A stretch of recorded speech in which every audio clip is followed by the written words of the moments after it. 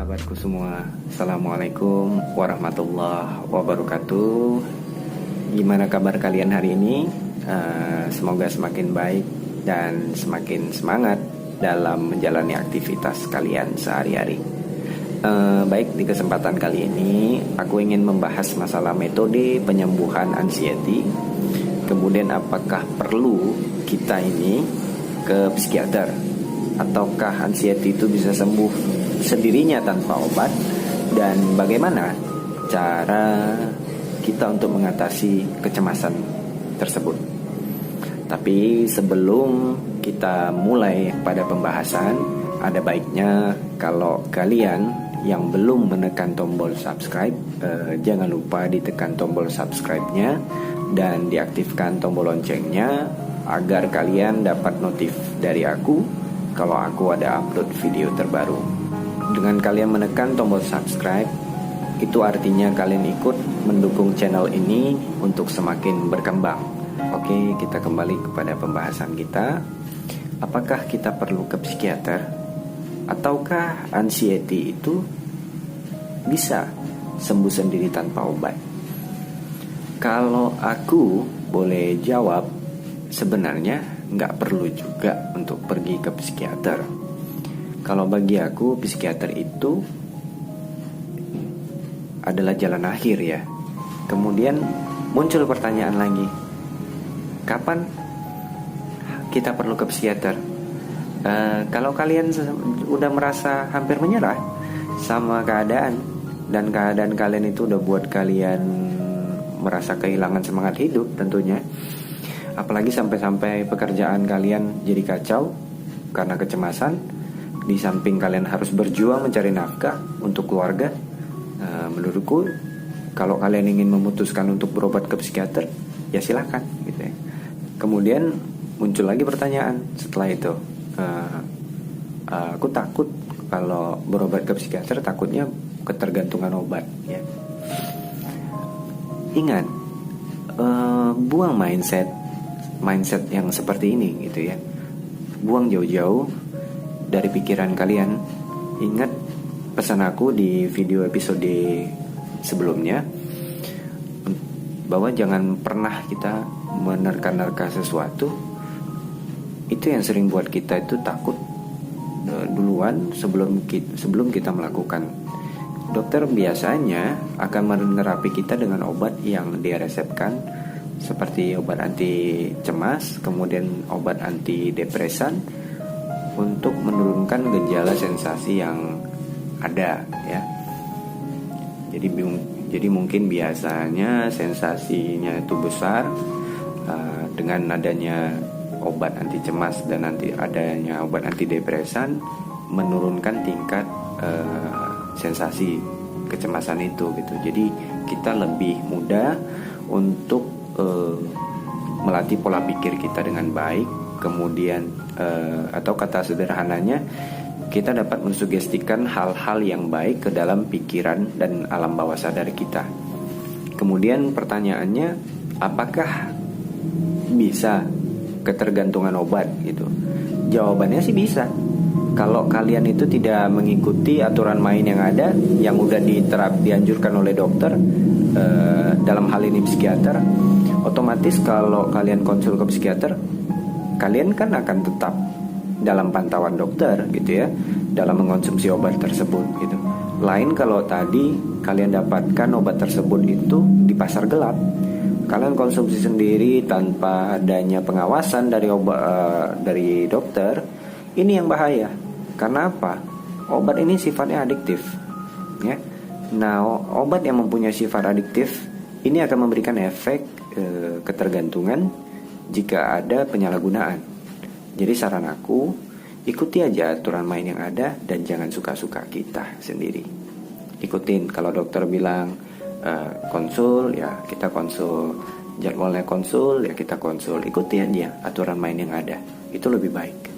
Nah, nanti biasanya setelah keluhan-keluhan ataupun sensasi yang kalian rasakan selama ini sudah mulai berkurang, dan kalian bisa dan kalian sudah mulai bisa melakukan aktivitas kembali seperti sedia kala tanpa ada lagi keluhan-keluhan baik dari sensasi yang kalian rasakan selama ini ya, maka dokter nanti juga bakalan menurunkan penggunaan dosis obatnya secara bertahap sampai kalian tuh benar-benar bisa lepas sendiri tanpa mengandalkan obat kembali. Tapi apakah hal ini harus?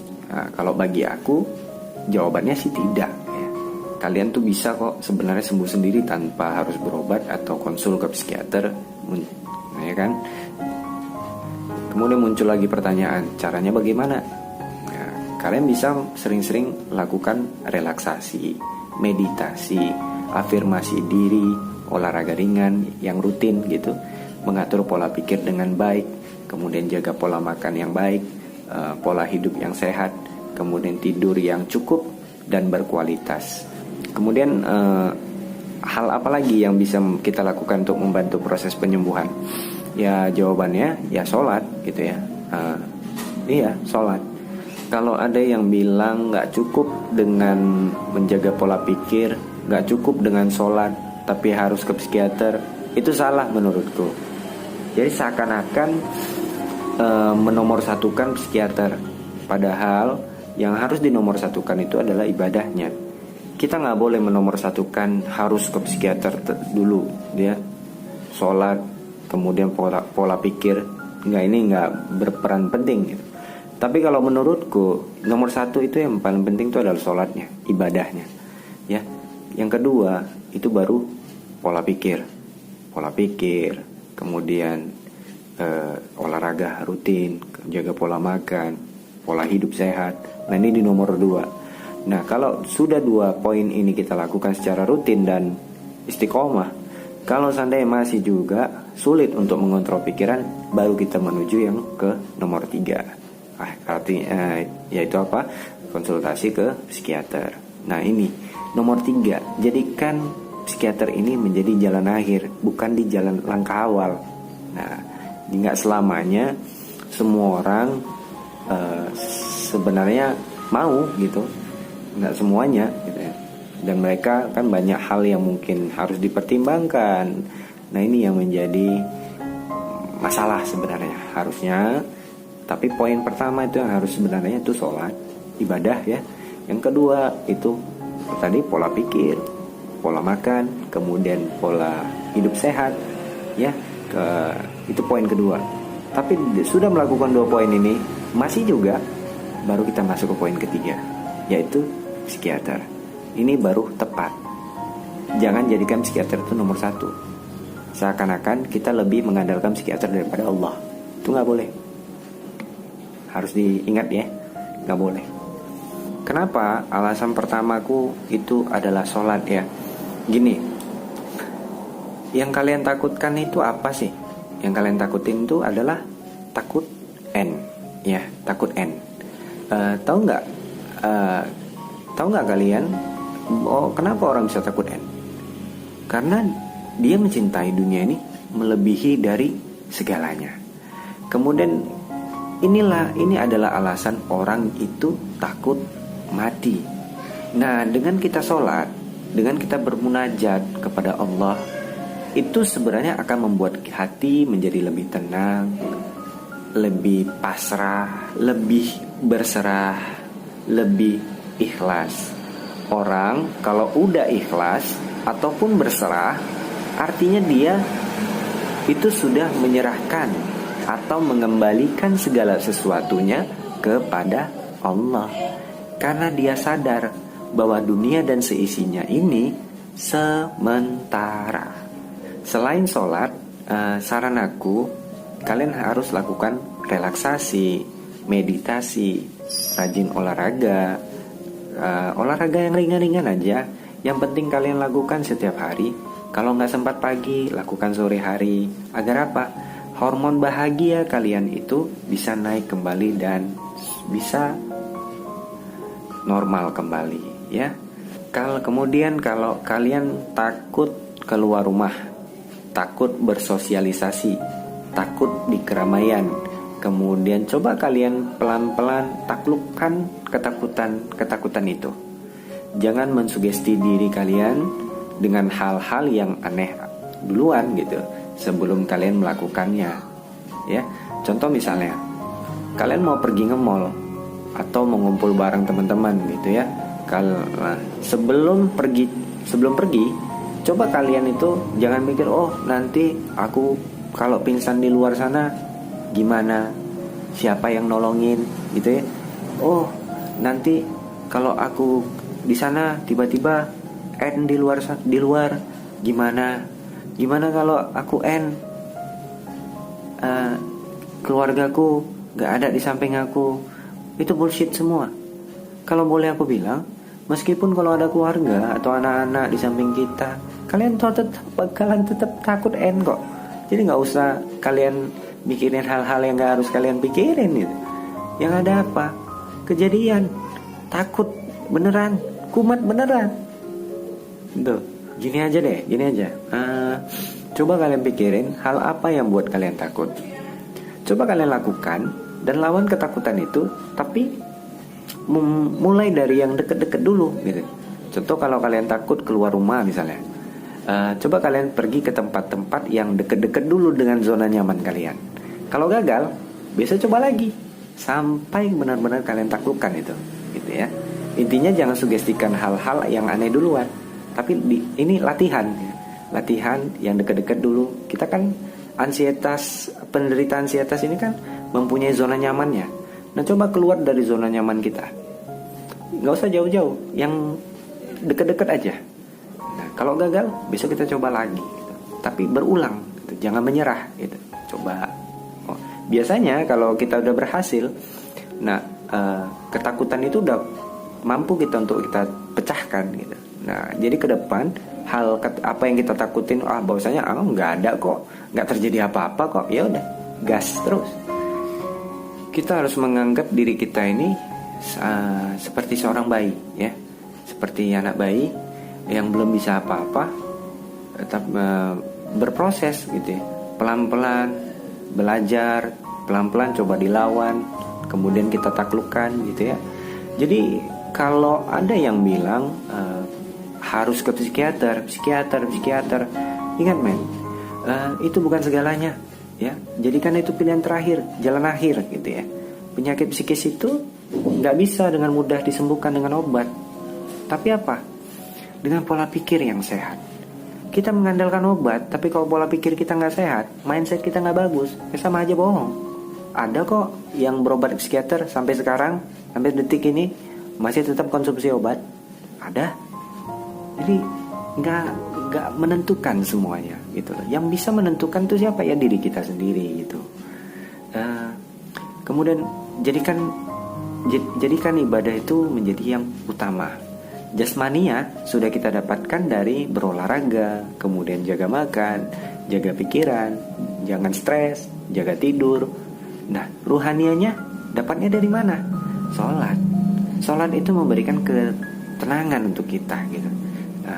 Kenyamanan buat kita. Intinya lebih ikhlas ya. Orang yang kalau sudah ikhlas itu akan lebih tenang hatinya. Dia akan lebih rileks gitu. Kenapa? Karena dia yakin, dia percaya bahwa apa yang dimilikinya saat ini hanya titipan, dan dunia ini sih semua sementara gitu. Gak ada yang selamanya gitu. Saat ini pikiran-pikiran seperti itu yang negatif itu udah terlalu biasa mungkin kita lakukan ya. Jadi sifatnya itu udah mutlak, udah terbiasa. Karena manusia ini sifatnya kan adaptasi ya. Dia terbiasa pikiran kita disugestikan dengan hal-hal yang negatif. Hal-hal negatif akhirnya yang direkam otak kita itu hanya pikiran-pikiran negatif. Nah pikiran positifnya mana? Mungkin gak sempat kita mensugestikan yang positif, selalu negatif duluan. Kita biasanya mungkin jauh sebelum kita sakit ya, kita biasanya ada keluhan di fisik, kita cari tahu di Google gitu. Itu kan udah sugesti yang buruk ya. Tentang penyakit menduga-duga. Nah itu sugesti yang jangan-jangan aku sakit jantung, jangan-jangan aku sakit ini, kanker paru-paru, jangan-jangan aku kena TBC, jangan-jangan aku sinus, jangan-jangan aku kena kanker tenggorokan, jangan-jangan aku kena kanker usus. Nah ini kebiasaan-kebiasaan yang biasanya sudah atau sudah terbiasa kita makan setiap hari istilahnya. Otak kita itu merespon tanpa kita sengaja, tanpa kita sadarin, otak kita tuh merespon hal-hal negatif itu. Nah, disimpan oleh alam bawah sadar kita. Ya udah, begitu kena ansietas, yang keluar yang negatif terus gitu. Susah untuk mengatur pola pikir yang positif, pola pikir yang baik. Kenapa? Begitu susah kita mensugesti hal-hal positif. Kenapa? Karena udah terbiasa. Nah, bisa menciptakan sugesti positif nih, bisa. Bagaimana caranya? Ya adaptasikan lagi gitu. Di program ulang. Dipelajarin lagi, dibiasakan lagi makanya hindari memikirkan hal-hal yang negatif itu tadi. Jangan dibiasain lagi untuk memikirkan yang negatif. Kita belum melakukan sesuatu, tapi kita udah memulai berpikir yang negatif. Nah, ini nggak boleh. Jadi sebelum kita melakukan, yakin sama diri kita bahwasanya kita nggak akan apa-apa di luar. Nah, ini mengajari kita untuk selalu berpikir positif. Nah, insya Allah lama-kelamaan bakalan baik lagi gitu. Sebagai contoh aja, kita nggak pernah masak nasi goreng, ya. Ini nasi goreng ya. Pelan-pelan belajar, mengerti kiat-kiatnya, mengerti nama bumbu-bumbunya yang mana-mana aja gitu ya, takarannya dan lain-lain. Memang awalnya namanya belajar. Gagal, pasti ada yang gagal, ada yang nggak enak. Nah, ini biasa. Nah, kalau dibiasakan lama-kelamaan, kita sering masak, ya, kita masakin belajar masak nasi gorengnya, takaran yang kita pelajarin, kita biasain nih. Kalau kita udah terbiasa, hasilnya juga bakalan enak, ya kan? Gagal berhasil. Itu tandanya kita nggak mengenal menyerah. Gagal berhasil. Di balik kegagalan pasti ada keberhasilan. Nah, ini yang harus dipegang prinsip ini. Nah, kalau udah biasa, pasti kalau kita masak dengan mata tertutup aja, pasti hasilnya tetap enak. Kenapa? Karena udah terbiasa, gitu loh. Sama logikanya. Ya, kita biasanya mikirkan yang negatif, ya. Kita mau masukin pikiran yang positif, tapi sulit untuk dikontrol. Kalah, pikir susah bang, mikirin hal positif. Ya memang susah, kenapa? Karena udah dibiasain mikirin hal yang negatif. Tapi dicoba, jangan menyerah, coba terus, asa terus, biasakan. Lama-kelamaan juga bakalan bisa. Sama seperti yang aku jelasin tadi, masalah masak nasi goreng itu. Gagal berhasil. Jadi percaya akan diri sendiri gitu. Jangan mudah kita menyerah sama keadaan. Gak boleh. Ibaratnya kita ini udah terbiasa menciptakan pikiran yang negatif tanpa kita sadari sebenarnya pikiran negatif itu udah merusak akal sehat kita. Itu dia men. Ya. Nah, ini bisa kita perbaiki lagi dengan apa?